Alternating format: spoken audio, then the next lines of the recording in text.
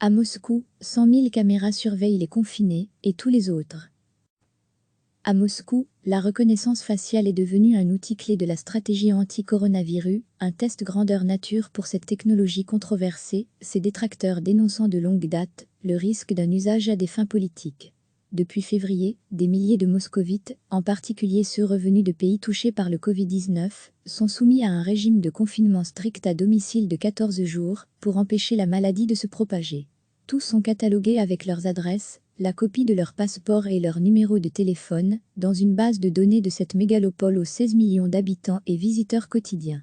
Et chacun est informé qu'une infraction au régime d'isolement est passible d'amende voire de prison et d'expulsion pour les ressortissants étrangers.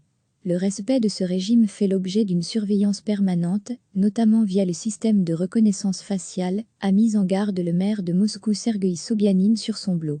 Degré à lire aussi, notre dossier sur le coronavirus. La puissance du système repose sur un maillage très serré.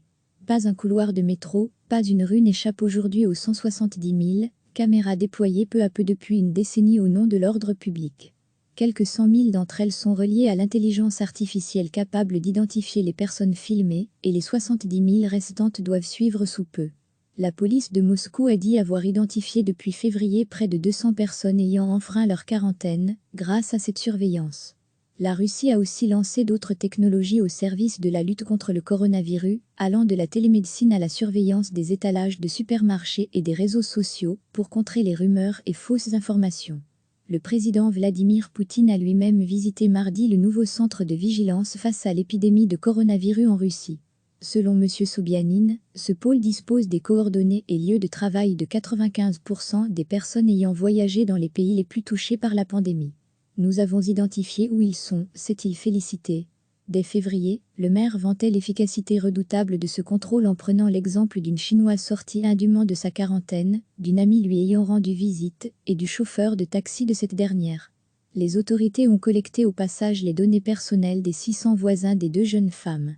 Selon le maire, les caméras sont aussi utilisées pour surveiller l'approvisionnement des étals des supermarchés, afin d'éviter les pénuries, alors que de nombreux moscovites, inquiets face à l'épidémie, se sont précipités cette semaine pour faire des stocks. Cette vidéosurveillance renforcée par la reconnaissance faciale avait été testée pour la première fois durant l'été 2018 lors de la Coupe du monde de football, avant d'être généralisée en janvier 2020. Juste avant l'épidémie. La probabilité d'une erreur de notre algorithme dans la reconnaissance des visages est de 1 sur 15 millions, expliquait en début d'année Alexandre Minin, directeur général de la société russe Teklab, qui a gagné l'appel d'offres de la mairie de Moscou. Son dispositif, qui est aussi exporté en Chine, premier marché mondial, et en Amérique latine, est même capable d'identifier les personnes par leur seule silhouette dans 80% des cas. Les technologies de surveillance russes et chinoises, les plus sophistiquées au monde, sont déjà exportées dans une centaine de pays, relève Valentin Weber, un expert de la cybersécurité à l'université de Oxford, dans une étude publiée fin 2019. En raison des lois plus strictes sur la protection des données personnelles, en Europe la reconnaissance faciale n'a pas été déployée à grande échelle. Les groupes russes et chinois avaient moins de restrictions juridiques pour collecter et utiliser les données personnelles que leurs collègues européens, explique M. Weber. Avant la crise du coronavirus, experts et opposants ont ainsi mis en garde contre ce biberoté et le risque que sous couvert d'une mission d'intérêt général, il soit aussi utilisé pour surveiller les adversaires politiques et restreindre les libertés publiques. C'est l'argument sécuritaire qui vient toujours justifier une perte de vie privée et de liberté personnelle. C'est là où est le plus grand problème et le plus grand danger, souligne le chercheur français en cybersécurité Baptiste Robert. Alexandre Minin dit faire confiance aux autorités et affirme que les images, les informations sur les personnes, passeports, nom et prénom, numéro de téléphone, ne sont pas conservées dans les mêmes bases de données. Selon lui, ces données ne sont croisées qu'en cas de nécessité, en conformité avec une procédure stricte confiée aux forces de l'ordre. Du côté des détracteurs du système, on se montre autrement plus méfiant. D'autant que la surveillance à des fins politiques n'est pas chose nouvelle pour bien des Russes. À l'époque soviétique, le KGB avait la réputation d'avoir des yeux et des oreilles partout. Aliona Popova, juriste et activiste, a déposé une plainte pour dénoncer le recours à Moscou du système de reconnaissance faciale à l'occasion, le 29 septembre, d'une manifestation d'opposition autorisée par les pouvoirs publics. Selon elle, des caméras avaient été fixées aux portiques détecteurs de métaux par lesquels chaque manifestant était obligé de passer pour rejoindre la zone de rassemblement. L'utilisation massive des technologies de reconnaissance faciale, c'est de la surveillance de l'État visant ses citoyens. Et c'est certain que l'État va l'utiliser contre les opposants politiques, a-t-elle estimé, interrogée par l'AF. Sa plainte a finalement été rejetée, mais sa pétition contre la reconnaissance faciale sur le site change.org avait recueilli près de 75 000 signatures avant la crise du Covid-19. La mairie dément tout usage machiavélique à des fins de fichage des opposants.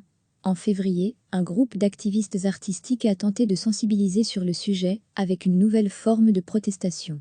Inspiré par une action du Dale Club à Londres, où la reconnaissance faciale a été lancée en début d'année dans des espaces géographiques précis, 4 militants se sont peints des formes géométriques sur le visage devant l'administration présidentielle russe, un maquillage censé les rendre non identifiables par les caméras. Il y a déjà eu des cas d'activistes politiques interpellés dans le métro, identifiés à l'aide des caméras, accusait alors la peintre Catherine Nenacheva. Les 4 activistes ont été interpellés lors de leur action, puis jugés et condamnés à des amendes de 15 000 roubles, 173 €, pour infraction à la réglementation des manifestations. Le directeur général de la société NT-Club relève la futilité de ce mode de protestation. Nous pouvons travailler même lorsque 40% du visage est recouvert par une casquette ou un masque médical, explique-t-il. S'évader de sa quarantaine le visage couvert ne protège pas de l'œil de Moscou. Recevez chaque matin l'essentiel de l'actualité. À Moscou, la reconnaissance faciale est devenue un outil clé de la stratégie anti-coronavirus, un test grandeur nature pour cette technologie controversée, ses détracteurs dénonçant de longue date le risque d'un usage à des fins politiques. Depuis février, des milliers de moscovites, en particulier ceux revenus de pays touchés par le Covid-19, sont soumis à un régime de confinement strict à domicile de 14 jours pour empêcher la maladie de se propager. Tous sont catalogués avec leurs adresses, la copie de leur passeport et leur numéro de téléphone, dans une base de données de cette mégalopole aux 16 millions d'habitants et visiteurs quotidiens. Et chacun est informé qu'une infraction au régime d'isolement est passible d'amende voire de prison et d'expulsion pour les ressortissants étrangers. Le respect de ce régime fait l'objet d'une surveillance permanente, notamment via le système de reconnaissance faciale, a mis en garde le maire de Moscou Sergueï Sobyanin sur son blog. Degré à lire aussi, notre dossier sur le coronavirus. La puissance du système repose sur un maillage très serré. Pas un couloir de métro, pas une rue n'échappe aujourd'hui aux 170 000 caméras déployées peu à peu depuis une décennie au nom de l'ordre public. Quelques 100 000 d'entre elles sont reliées à l'intelligence artificielle capable d'identifier les personnes filmées, et les 70 000 restantes doivent suivre sous peu. La police de Moscou a dit avoir identifié depuis février près de 200 personnes ayant enfreint leur quarantaine, grâce à cette surveillance. La Russie a aussi lancé d'autres technologies au service de la lutte contre le coronavirus, allant de la télémédecine à la surveillance des étalages de supermarchés et des réseaux sociaux, pour contrer les rumeurs et fausses informations. Le président Vladimir Poutine a lui-même visité mardi le nouveau centre de vigilance face à l'épidémie de coronavirus en Russie. Selon M. Sobyanin, ce pôle dispose des coordonnées et lieux de travail de 95% des personnes ayant voyagé dans les pays les plus touchés par la pandémie. Nous avons identifié où ils sont, s'est-il félicité. Dès février, le maire vantait l'efficacité redoutable de ce contrôle en prenant l'exemple d'une Chinoise sortie indûment de sa quarantaine, d'une amie lui ayant rendu visite, et du chauffeur de taxi de cette dernière. Les autorités ont collecté au passage les données personnelles des 600 voisins des 2 jeunes femmes. Selon le maire, les caméras sont aussi utilisées pour surveiller l'approvisionnement des étals des supermarchés, afin d'éviter les pénuries, alors que de nombreux moscovites, inquiets face à l'épidémie, se sont précipités cette semaine pour faire des stocks. Cette vidéosurveillance renforcée par la reconnaissance faciale avait été testée pour la première fois durant l'été 2018 lors de la Coupe du monde de football, avant d'être généralisée en janvier 2020. Juste avant l'épidémie.